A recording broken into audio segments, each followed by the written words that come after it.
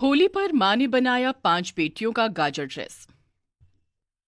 गरीब सुनीता अपने छोटे से घर में रात के समय अपनी सिलाई मशीन पर कपड़े सी रही थी और उसके घर में उसका पति महेश और उसकी 5 बेटियां रिया, दिया, कोमल, पायल और अनीता ये सब सोए हुए थे। पता नहीं कब ये गरीबी हमारा पीछा छोड़ेगी। माँ, आप इतनी रात गए कपड़े क्यों सी रहे हो? आप सो जाइए माँ, वरना आपकी तबीयत खराब हो जाएगी। बिटिया, तू सो जा, मैं थोड़ी देर में सो जाऊंगी। माँ, आप सारा दिन खेत में काम करके कितना थक जाते हो, ऊपर से आप रात भर सिलाई का काम करते हो। आप इतना सब मत कीजिए माँ, वरना आपकी तबीयत खराब हो जाएगी। मुझे कुछ नहीं होगा बिटिया, चल अब तू सो जा। गरीब सुनीता रात के 1 बजे अपने छोटे से घर में अपनी सिलाई मशीन पर कपड़े सी रही थी। उसके छोटे से घर में उसका पति महेश और 5 बेटियां रिया, दिया, कोमल, पायल, अनीता सोई हुई थीं। तभी सुनीता रोज की तरह पूरी रात भर सिलाई करती है। अगली सुबह सुनीता मिट्टी के चूल्हे पर सबके लिए चाय बनाती है। माँ, 15 दिन बाद होली का त्योहार है। आप होली पर हमें नए कपड़े, पिचकारियाँ ये सब दिलवाओगे ना? हाँ माँ, इस बार की होली हमें बड़े धूमधाम से खेलनी है। बच्चों, तुम तो जानते हो हमारी आर्थिक परिस्थिति इस समय ठीक नहीं है। मेरे साथ हुई इस दुर्घटना के बाद अपने इस परिवार की सारी जिम्मेदारी अकेली सुनीता पर आ चुकी है। अगर मैं अपाहिज बनकर घर में बैठा ना होता तो आज हमारे ऊपर इतनी गरीबी कभी नहीं आती। जी, आप क्यों बार बार उसी बात को सोचते हो? क्या करूं सुनीता, घर के ऐसे हालत देखकर और अपने बच्चों की उदासी देखकर हर बार वो बात मेरे मन में आ जाती है। कुछ महीने पहले ही एक सड़क दुर्घटना में महेश का एक पैर कट चुका था। वो धनकपुर गांव में मजदूरी का काम करता था। तब से वो घर में अपाहिज बनकर बैठ चुका था।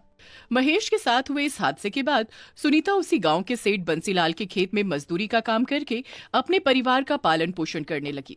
थोड़े समय बाद सुनीता रोज की तरह बंसीलाल के खेत में चली जाती है और उसकी बेटियां और पति अपने छोटे से किराए के घर में बैठे थे। सुनीता की रोज की आमदनी केवल 200 रुपए थी।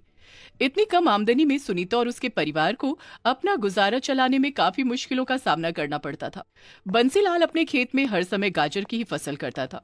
तभी सुनीता फसल को पानी देती है तो वहाँ बंसीलाल आता है। सुनीता, बाकी मजदूर कहाँ है? मालिक, वो अब तक आए नहीं, सुबह 11 बजे आते हैं। अच्छा अच्छा, कोई नहीं, तुम दो पानी। सुनीता फसल को पानी देने लगती है। थोड़े समय बाद खेत में काम करने वाले बाकी मजदूर भी खेत में आते हैं और सुनीता के साथ काम करते हैं। दोपहर का समय, सुनीता रोज की तरह खेत से कई सारे गाजर लेकर अपने घर आती है और अपने हाथों से आज भी गाजर का हलवा बनाती है। ये क्या माँ, आपने आज भी गाजर का हलवा बनाया? अरे, कल तो हमने गाजर का हलवा खाया था। हाँ माँ, आप हफ्ते में बस 2 ही दिन सब्जी बनाते हो और बाकी सारे दिन हमें गाजर का हलवा और गाजर की खीर ही बनाकर देते हो। हमें नहीं खाना अब ये गाजर का हलवा। बच्चों, में रोज रोज सब्जी नहीं बना सकती। ये गाजर हमें खेत से मुफ्त में मिल जाते हैं और मेरे पास इतने पैसे नहीं रहते कि मैं रोज रोज सब्जी ला सकूं। जो मैं कमाती हूँ उन पैसों में बिजली का बिल, घर का राशन और मकान का किराया चला जाता है। सुनीता की 5 बेटियां आज भी नाक मुंह टेढ़ा करके गाजर का हलवा खा लेती हैं। पैसों के ना होने से सुनीता सब्जी नहीं बना पाती, इसीलिए वो हर बार खेत से लाए गाजर का हलवा बनाकर ही अपने बच्चों को खिला देती है।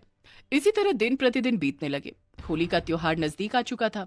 2 दिन बाद होली थी। सारे गांव में होली की बड़ी जोरों शोरों से तैयारियां चल रही थीं।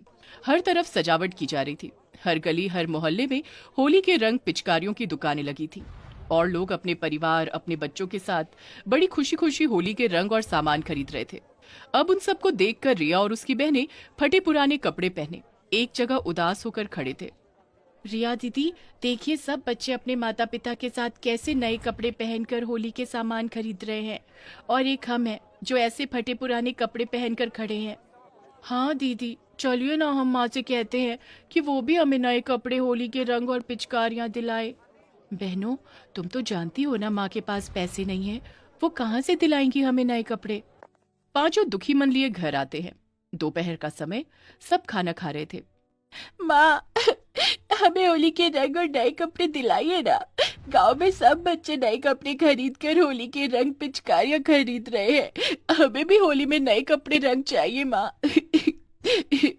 बिटिया, मेरे पास पैसे होते तो मैं तुम्हें जरूर दिलाती होली के रंग और पिचकारियाँ। अपनी माँ की बातें सुनकर 5 बहनें दुखी हो जाती हैं।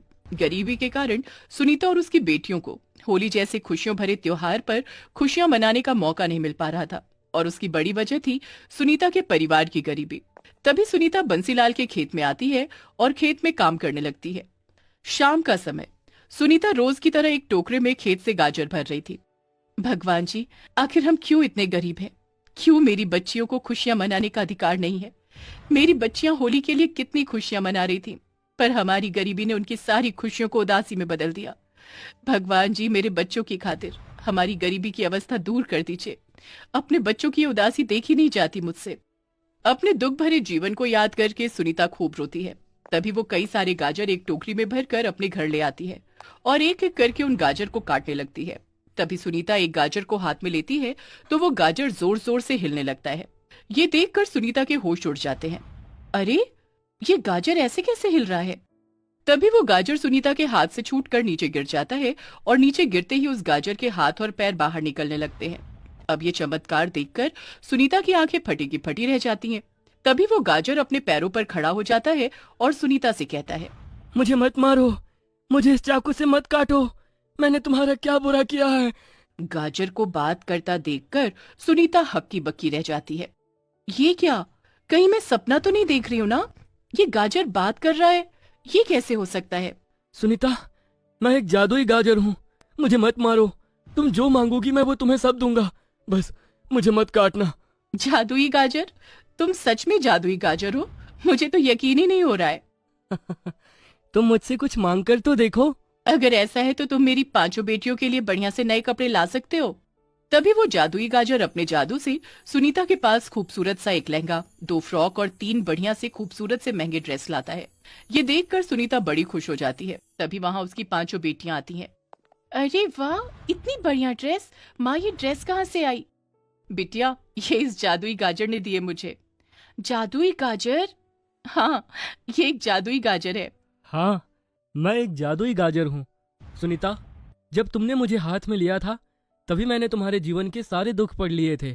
तुम जीवन की दुखियारी हो सुनीता, पर अब तुम चिंता मत करो, मैं आ गया हूँ ना, अब मैं तुम्हारी सारी परेशानी दूर कर दूंगा। ये सुनकर सुनीता और उसकी बेटियां बड़ी खुश हो जाती हैं। तभी वो जादुई गाजर अपने जादू से सुनीता के घर में कई सारा राशन भर देता है और बहुत सारे पैसे देता है और काफी सारी चीजें अपने जादू से लाता है। ये सब देखकर सुनीता बड़ी खुश हो जाती है। अरे वाह, तुमने तो हमें एक ही पल में अमीर बना दिया। बहुत बहुत शुक्रिया जादुई गाजर। अच्छा सुनीता, अब मैं चलता हूँ। भविष्य में तुम्हें कभी भी मेरी जरूरत पड़े तो तुम मुझे बस याद कर लेना, फिर मैं तुम्हारे पास आ जाऊंगा और तुम्हारी सारी परेशानियां दूर कर दूंगा। अब मुझे तुम्हारी तरह किसी और मजबूर की भी सहायता और उसकी गरीबी दूर करने जाना है। अरे रुको रुको, तुमने तो हमें होली का सामान ही नहीं दिया, हम होली कैसे खेलेंगे? तब एक जादुई गाजर अपने जादू से सुनीता के बच्चों को बहुत सारा होली का रंग और गाजर की तरह दिखने वाली होली की कई सारी पिचकारियां देकर वहां से गायब हो जाता है। होली वाले दिन सुनीता की 5 बेटियां वो नई ड्रेस पहनती हैं तो 5 को वो ड्रेस काफी ढीली होने लगती है। अरे माँ, ये ड्रेस तो मुझे कितना ढीला हो रहा है। हाँ माँ, मुझे भी ढीला हो रहा है। 5 को ड्रेस ढीले होते हैं। कोई नहीं, मैं अपनी सिलाई मशीन पर अभी तुम 5 के कपड़े सही कर देती हूँ। सुनीता फटाफट एक एक करके 5 के कपड़े फिट कर देती है। तभी सुनीता और उसकी 5 बेटियां नए कपड़े पहनकर गांव में आती हैं और सबके साथ बड़ी धूमधाम से होली खेलती हैं। अपने बच्चों को ऐसे खुश देखकर महेश और सुनीता काफी खुश होते हैं। तो फाइनली एक जादुई गाजर की वजह से जीवन में पहली बार सुनीता और उसके परिवार के जीवन में खुशियां आई और उनके चेहरे पर मुस्कान आई।